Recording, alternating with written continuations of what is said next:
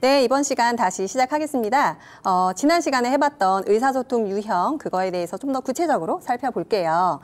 선생님들이 보시는 것처럼 이 밑에 살짝 보시면 사티어라고 하는 사람이 이 검사를 만들었고요. 네, 이 사람은 어떤 사람이냐 하면 가족치료 전문가예요. 네, 이 사람이 이야기하기로는 우리는 의사소통을 이제 배우면서 사는데 언제 배울까요? 어릴 때부터. 그렇죠. 어릴 때 부모님과의 관계에서 많은 영향을 받아서 우리의 의사소통이 형성이 되는데 의사소통을 비언어적이나 언어적으로 잘 이렇게 듣고 배우고 자란 사람들은 자아 존중감이라는 것이 굉장히 높아지게 됩니다. 그러니까 자아 존중감은 자기를 얼마나 믿고 자기를 신뢰하느냐라는 거잖아요. 이런 것들이 높아지기 위해서는 의사소통을 잘 보고 듣고 커야 된다. 그래서 이 의사소통의 유형은 자아 존중감과 굉장히 많은 관련이 있고요. 그래서 우리는 보통 갈등 상황에서 의사소통을 어떻게 하느냐, 지금 이제 그런 이야기를 하고 있는데 그 갈등 상황이 나의 생존하는 방식이라고도 사티어라는 사람은 이야기를 합니다. 그러니까 내가 갈등 상황에서 살아남기 위해서 나의 의사소통 방식을 조절해서 우리는 세상에 적응하며 살아가고 있는 거죠. 그렇다면 내 자아 존중감과 관련이 있으니까 자아 존중감의 세 가지 요소가 이 의사소통 유형에 똑같이 반영이 되는데요. 세 가지 요소는 이거예요. 자기와 타인과 상황입니다. 우리는 이 세 가지 삼각형을 잘 균형적으로 유지할 수 있어야 좀 기능적인 의사소통을 할 수 있다라고 이야기를 하는데요. 우리 지난 시간에 일치형 나오셨던 분들 계시잖아요. 그분들은 이 세 가지가 적절하게 조화가 되어 있다라고 할 수가 있고 다른 유형들은 이 중에서 몇 가지는 좀 많고 몇 가지는 좀 빠져 있다라고 볼 수 있을 것 같아서 그 이야기를 좀 드릴게요. 자, 먼저 비난형부터 보겠습니다. 이제 이름을 보시면 다들 이해가 되실 것 같아요. 비난을 많이 한다. 비난을 많이 한다는 것은 내가 다른 사람에게 표현할 때 비난의 방식이 많이 들어간다는 건데요. 전제가 있어요. 나는 맞고 너는 틀렸어. 이런 게 있어야 우리는 비난을 하게 되잖아요. 그래서 비난은 보통은 다른 사람의 약점을 지적하는 걸로 나타나고 이분들의 특징은 자기 주장이 강하십니다. 내가 맞는 것을 표현하는 것들을 굉장히 잘 하시는데요. 그러다 보니까 좀 독선적이거나 명령적이거나 혹은 쌈딱같이 보이거나 좀 이럴 수 있는 특성을 가지고 있어요. 이 사람은 마음속으로 내가 잘 되려면 너만 잘하면 돼. 요걸 고치면 돼. 이제 이런 생각들을 가지고 있어서 무언가 잘못된 일이 있을 때 내 탓이 아니라 다른 사람 혹은 환경 이런 탓을 하게 되어 있어요. 자, 그러면 우리가 비난형의 이야기를 딱 들어보니까 좀 세다 이런 생각이 좀 드시죠? 네, 좀 카리스마, 좋은 말로 하면 카리스마가 있을 것 같고 좀 세 보인다 이런 생각이 드는데요. 이 사람들은 다른 사람에게 자신이 세다라는 걸 강조하는 방식으로 대화를 많이 하세요. 자, 그러면 이 사람들이 진짜 센 사람들일까요? 네, 질문의 의도를 보니 아닐 것 같죠. 네, 제가 만나본 비난형들은 진짜 마음이 단단하고 세다기보다는 이런 사람들이 알고 많은 것 같습니다. 굉장히 나약하고 내적으로는 의존적이고 이런 사람들이 많더라고요. 그러면 자기의 이렇게 나약하고 의존적이고 이런 모습들이 그대로 드러날까 봐 자기를 보호하기 위해서 이렇게 센 척하는 거다. 생각해 볼 수 있을 것 같아요. 그러니까 다른 사람에게 내가 비난을 당할까 봐 내가 먼저 비난을 하는 방식으로 하는 것들이 비난형들의 의사소통 방식입니다. 그렇게 보면 조금 안타까운 마음도 좀 들지 않으세요? 얼마나 자기를 방어하고 싶으면 저렇게 센 척까지 할까라는 생각이 들잖아요. 그래서 선생님들 중에는 지금 비난형이 안 나오신 것 같아요. 그런데 비난형 말씀드리면 떠오르시는 분들이 계실 겁니다. 그분들과 대화할 때 그 비난이야 라고 생각하기보다는 저렇게 방어하기 위해서 애쓰는구나 라고 생각해주면 좋을 것 같아요.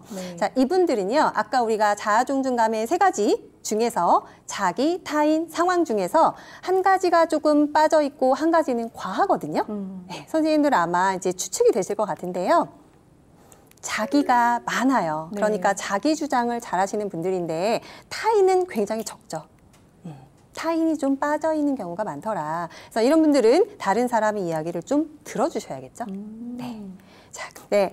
우리 이제 사례로 한번 이야기를 해본다면, 어떤 아버지가요. 이제 딸이 늦게 들어오는 거예요. 그래가지고 이제 늦게 들어온 딸한테 막 왜 이렇게 늦게 들어왔냐 이야기를 합니다. 이때 비난형인 딸이라면 뭐라고 할 것 같으세요? 내가 늦게 오겠다는데 뭐. 아빠도 늦게 왔잖아요. 그렇죠. 남 탓을 하게 될 것 같죠. 내가 이렇게 늦게 들어오는 거는 다 아빠 때문이야.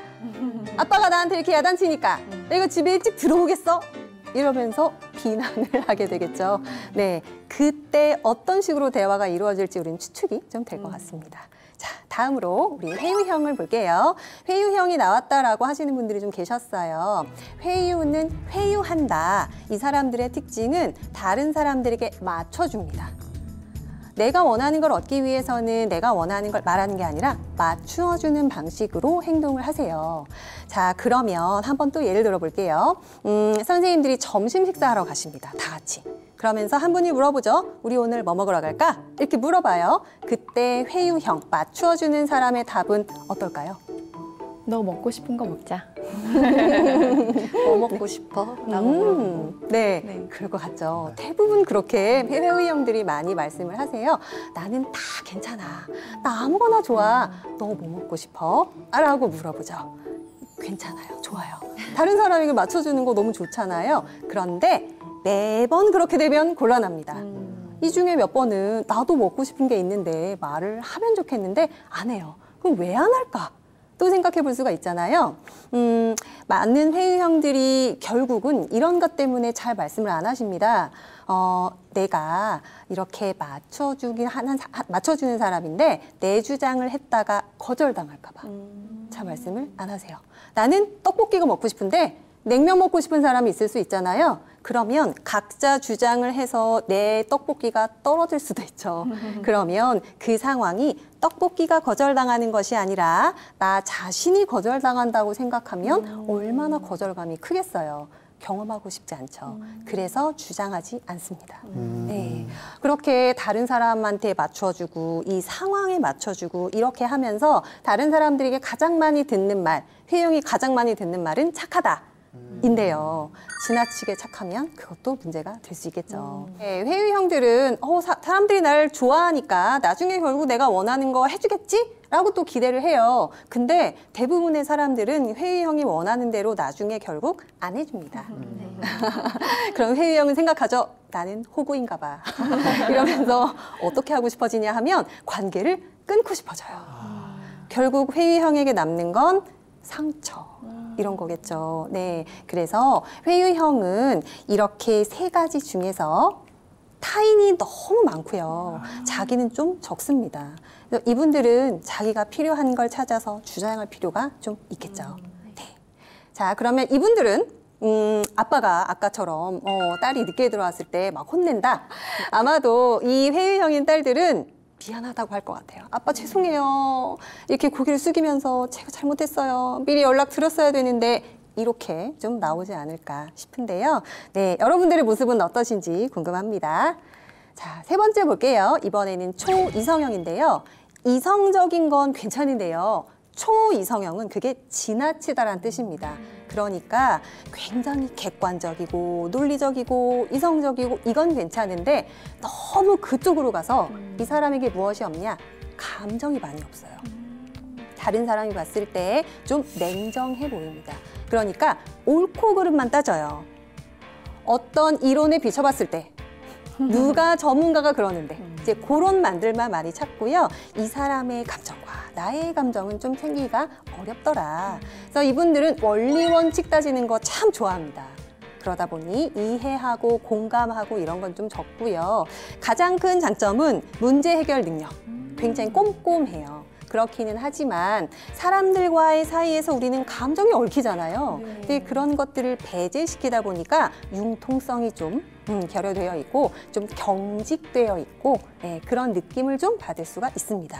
근데 이 사람들이요. 이렇게 겉으로는 막 꼼꼼하고 뭔가 따지고 하지만 사실은 이 사람들의 내면도 좀 소외감 그러니까 사람들과 감정으로 얽혀있지 않기 때문에 좀 소외감, 외로움, 상처 이런 것들이 있더라고요.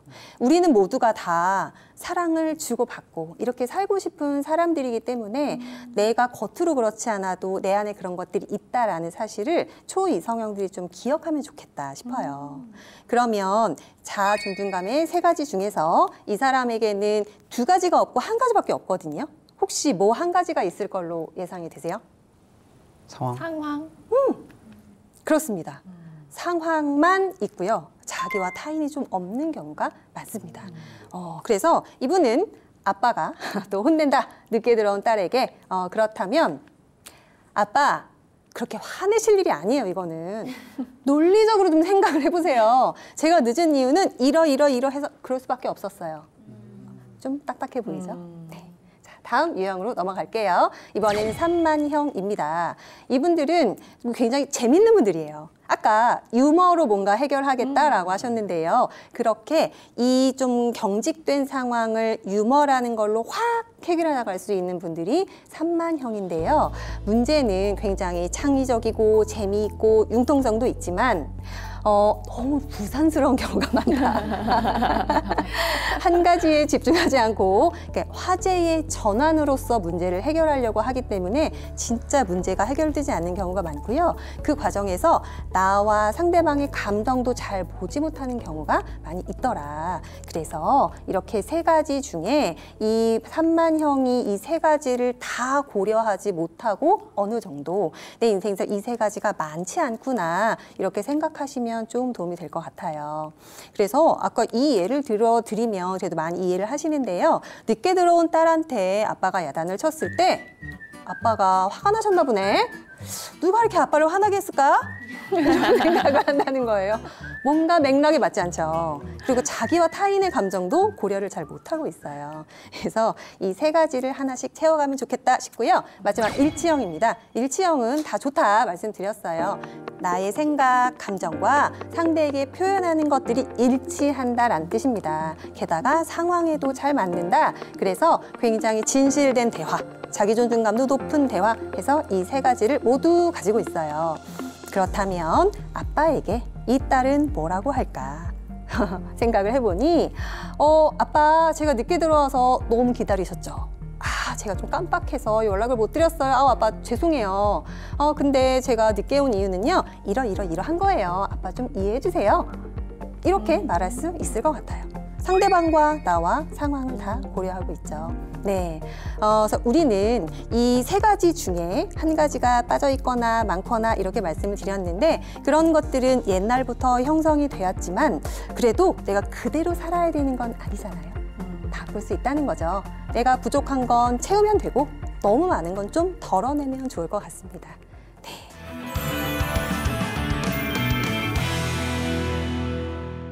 의사소통 유형을 들어보니까 제 주위에 있는 다른 사람들이 또 생각이 나는데요. 이 각각 5개 유형별의 사람들과 더 대화를 잘 하려면 어떤 방법이 좋을까요?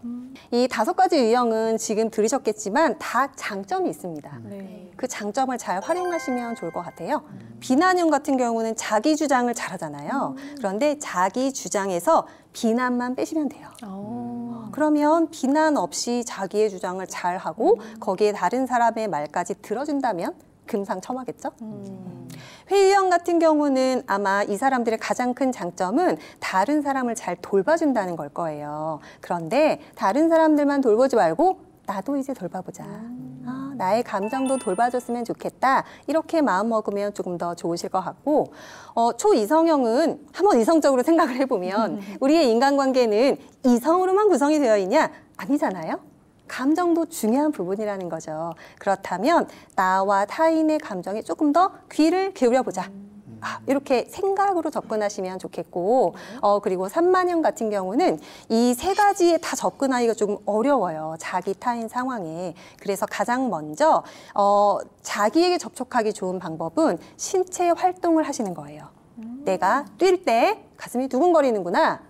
다른 사람이 무슨 말을 할 때 나는 좀 눈물이 나는구나. 이런 나의 신체 감각에 좀 집중하시면 나 자신을 좀 받아들일 수 있게 되고 그걸 통해서 다른 사람 또 이 상황 이렇게 볼 수 있거든요. 그래서 그렇게 한번 접근해 보시면 좋겠습니다. 네.